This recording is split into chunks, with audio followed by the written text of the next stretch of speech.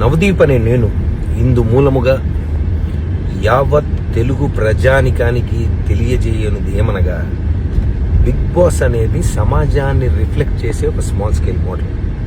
రకరకాల mind sets, attitudes, ఆలోచనలు ఉండే మనుషుల మధ్యలో 100 రోజులు బతుకుతున్నప్పుడు ఎవడెవడో ఏదేదో అంటారు.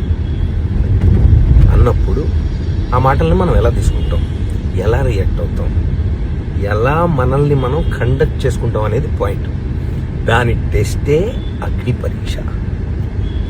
మాకు కంటెస్టెంట్స్ డేటా ఇస్తారు.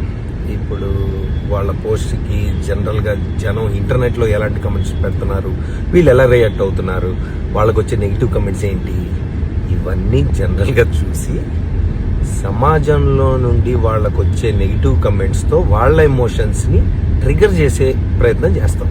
Right? It will test their ability to conduct themselves. We have to test. ఎవడో కమెంట్ పెట్టినట్టు నేనేదో అంటాను.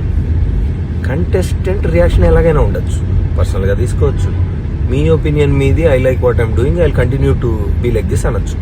అసలు నువ్వెవడరా నన్ను జడ్జ్ చేయడానికి అని కూడా అనొచ్చు. అది different people will have different approaches and reactions. Bigg Boss అగ్ని పరీక్షకి జడ్జ్ అన్నప్పుడే నాకు తెలుసు కంటెస్టెంట్ ఎమోషన్స్ని పుష్ చేసి టెస్ట్ చేయాలని. కాన్సెప్టే అది. హారర్ సినిమాకి వచ్చి నన్ను భయపెట్టదంటే ఎట్లా? ఇక్కడ కాన్సెప్ట్ ఇది. మీ పోస్ట్కి నెగిటివ్ కమెంట్స్ వస్తే నువ్వు ఎలా రియాక్ట్ అవుతావు? అగ్ని పరీక్ష. సమాజానికి ఏం మెసేజ్ అంటే నేను కాదు, బిగ్ బాస్లో పార్టిసిపేట్ చెయ్యాలనుకునే వాళ్ళకి ఏం మెసేజ్ ఇస్తారు అని. నాలాంటి వాళ్ళు ఎంతమంది ఏం మాట్లాడినా తట్టుకొని నిన్ను నువ్వు నమ్మి నవ్వుతూ నడిచే సెల్ఫ్ కాన్ఫిడెన్స్ ఉందా? లేకపోతే బ్రేక్ అయిపోయి ఇంట్లోంచి బ్యాగ్ సర్దుకొని వెళ్ళిపోతావా? అగ్ని పరీక్ష.